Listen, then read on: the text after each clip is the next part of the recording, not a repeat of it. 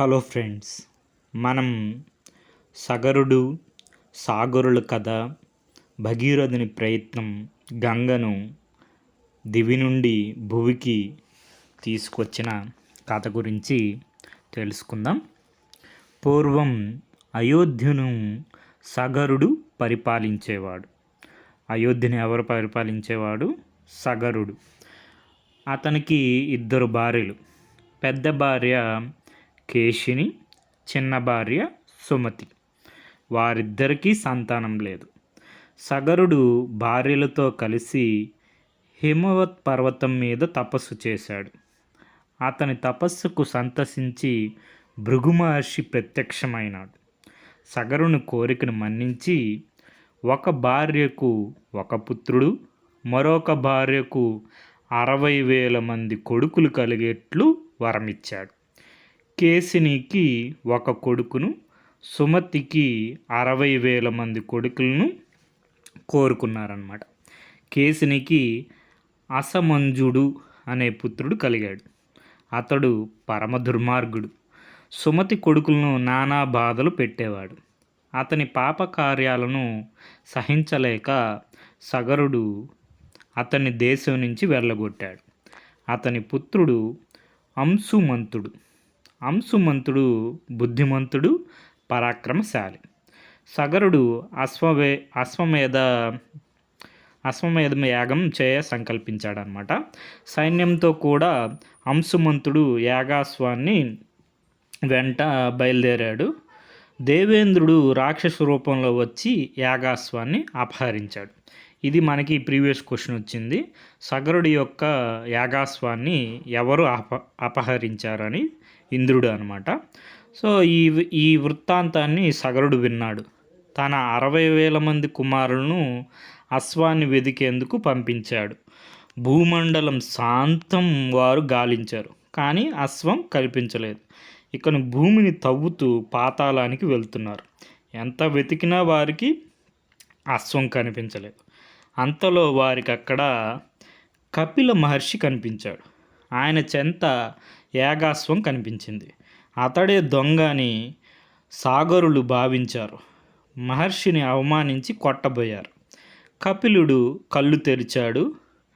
సాగరులు భస్మమయ్యారు.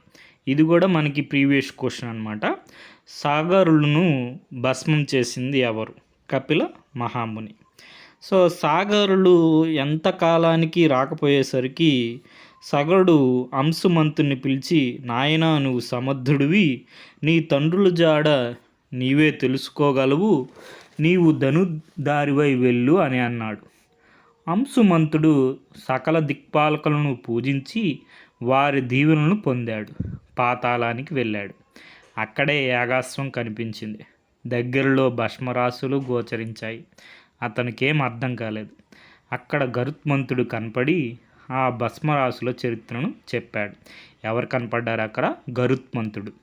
పినతండ్రులను తలుచుకొని అంశుమంతుడు దుఃఖించాడు. వారికి గంగా జలంతో ఉత్తర క్రియలు చేయమని గరుత్మంతుడు అంశుమంతుణ్ణి ఆదేశించాడు. గరుత్మంతుడు ఏం చెప్పాడు అంశుమంతునితో? సగర కుమారులకి గంగా జలంతో మనకి ఉత్తర క్రియలు చేయమని గరుత్మంతుడు అంశుమంతుని ఆదేశించాడు.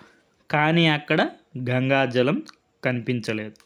ముందుగా యాగాశ్వాన్ని తోలుకొని వచ్చాడు. సగరుడు యాగాన్ని పూర్తి చేశాడు. తన కుమారుల దుర్మరణం పాలైనందుకు అతడు దుఃఖించాడు. అది మొదలు గంగను భూమిపైకి రప్పించే యత్నంలోనే అసూలు బాసాడు. తరువాత అంశుమంతుడు రాజయ్యాడు. అతని పిదప అతని కుమారుడు దిలీపుడు రాజయ్యాడు. గంగను రప్పించడానికి ప్రయత్నం చేసి విఫలమయ్యాడు. అతని పుత్రుడు భగీరథుడు. భగీరథునికి సంతానం లేదు. ఇక్కడ వరుస క్రమం గమనించండి. సగరుడు తర్వాత రాజైంది ఎవరు? అంశుమంతుడు. అంశుమంతుడు తర్వాత దిలీపుడు తర్వాత భగీరథుడు.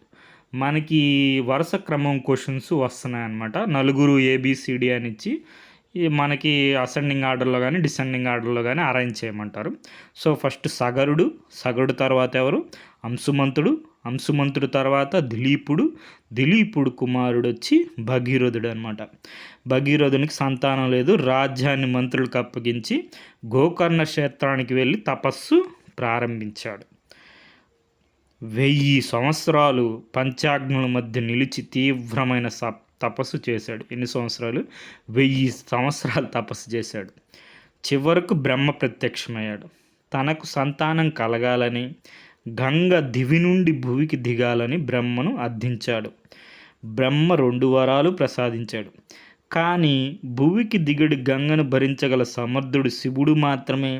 కాబట్టి శివుణ్ణి గురించి తపస్సు చేయమని చెప్పి అంతర్ధానమయ్యాడు బ్రహ్మ. భగీరథుడు మళ్ళీ పరమశివుని గురించి తపస్సు ఆరంభించాడు. 1 సంవత్సరం గడిచింది. శివుడు ప్రత్యక్షమయ్యాడు. ఇప్పుడు మీరు గమనిస్తే బ్రహ్మ కోసం 1000 సంవత్సరాలు తపస్సు చేస్తే బ్రహ్మ ప్రత్యక్షమై 2 వరాలు ఇచ్చాడు. పరమశివుడి కోసం 1 సంవత్సరం తపస్సు చేయగానే పరమశివుడు ప్రత్యక్షమయ్యాడు అనమాట. అందుకే శివుడిని బోలాశంకరుడు అని పిలుస్తారు. సో గంగని తాను భరిస్తానని మాటించాడు. గంగ అతివేగంగా సుడులు తిరుగుతూ ఆకాశం నుంచి భూమి మీదకు దిగుతూ తన ప్రవాహ వేగంతో శివుణ్ణి బాధించాలని తలచింది. గంగ ఏమనుకుంది, నేను ప్రవాహ వేగంతో వచ్చి శివుణ్ణి బాధ పెట్టాలని గర్వంతో ఉందన్నమాట. దాని గర్వం గమనించి పరమశివుడు గంగని తన జటాజూటంలో చేర్చుకున్నాడు. ఎంతకాలానికి గంగ శివుని జటాజూటం నుంచి కదిలి రావడం లేదు. భగీరథుడు మరలా తపస్సు ప్రారంభించాడు. పరమేశ్వరుడు భగీరథుని దృఢ ప్రయత్నాన్ని మెచ్చి గంగను బిందు సరోవరం వైపు మెల్లగా వదిలాడు. ఏ వైపు కంట? బిందు సరోవరం వైపుకి. అప్పుడు గంగ 7 పాయలైందంట.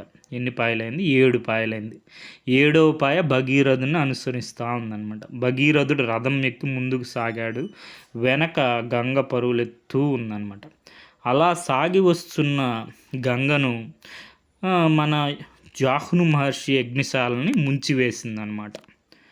ఆ మహర్షికి కోపం వచ్చి గంగను తాగివేశాడు. జాహ్ను మహర్షిని అగ్నిశాలని ముంచేసింది గంగ. అందుకు కోపం వచ్చి జాహ్ను మహర్షి ఏం చేశారు, గంగని తాగేశాడు. ఆ విచిత్ర స్థితిని చూసి దేవతలు, మహర్షులు ఆశ్చర్యపడ్డారు. గంగను విడుమని జాహ్ను మహర్షిని ప్రార్థించారు. ఇక మీదట గంగ నీ కూతురుగా జాహ్నవి పేరుతో ప్రసిద్ధమవుతుందని విన్నవించారు. జాహ్ను మహర్షి సంతసించి తన చెవుల నుంచి గంగను వదిలిపెట్టాడు. మనకి ఇక్కడ క్వశ్చన్ వచ్చే అవకాశం ఉంది.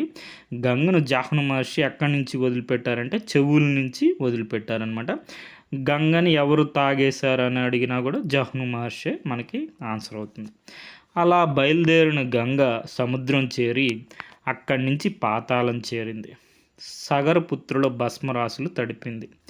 పావన గంగ స్పర్శ వల్ల సగరపుత్రులు పవిత్రులై స్వర్గాన్ని పొందారు.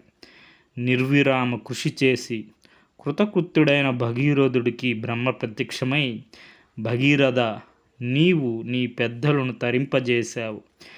సాగరంలో నీరున్నంత వరకు సగరపుత్రులు స్వర్గంలో ఉంటారు. గంగ నీ పుత్రికై భగీరథి అనే పేరుతో ప్రసిద్ధమవుతుంది అని మెచ్చుకొని అంతర్ధానమయ్యాడు అని విశ్వామిత్రుడు సాగరుడు కథను రాముడికి వివరించాడు. ఓకే ఫ్రెండ్స్, మనం ఈ కథ మొత్తాన్ని మనం నీట్గా రాసుకొని మనకి ఇంపార్టెంట్ పాత్రలన్నిటిని నోట్ చేసుకోండి అనమాట. సో అయోధ్యని ఎవరు పరిపాలించాడు? సగరుడు పరిపాలించాడు. సంతానం కోసం తపస్సు చేస్తే భృగు మహర్షి వచ్చాడు, మనకి వరం ఇచ్చారనమాట. సగరుడికి పెద్ద భార్య కేసిని, ఆమెకు అసమంజుడు అనే కుమారుడు పుడతాడు. సగరుడు సుమతి చిన్న భార్య 60,000 మంది కొడుకులు పుడతారు. సో ఈ విధంగా మనం నోట్ చేసుకుంటే ఎగ్జామ్ ముందు రివిజన్ చేసుకోవచ్చు. మనకి అసమంజుడు యొక్క పుత్రుడు వచ్చి అంశుమంతుడు అనమాట. సో మనకి అశ్వమేధ యాగం చేస్తారు. సో ఇట్లా నోట్ చేసుకోండి. తర్వాత ఏంటి, మనకి వాళ్ళందరూ మన కపిల మహర్షి భస్మం చేస్తారు. మనకి గరుత్మంతుడు ఆ భస్మరాశుల చరిత్రని అసుమంతునికి చెప్తాడనమాట. గంగా నదితో గంగా నది జలంతో ఉత్తరకేళి చేయమంటాడు. సో మనకి వీళ్ళందరూ ప్రయత్నిస్తారు. సాగరుడు, తర్వాత అంశుమంతుడు, దిలీపుడు, వాళ్ళెవరూ సఫలం కాలేరు. భగీరథుడు మాత్రం ప్రయత్నం చేసి చివరికి గంగా దేవిని దివి నుంచి భూమికి తీసుకొస్తాడనమాట. అందుకే మనకి భగీరథ ప్రయత్నం అని అంటాం. సో మనం దేన్నైనా అనుకుంటే సాధించేంత వరకు మనం ప్రయత్నం చేస్తూనే ఉండాలన్నమాట. సో అది భగీరథుని గురించి. Okay friends, thank you for watching.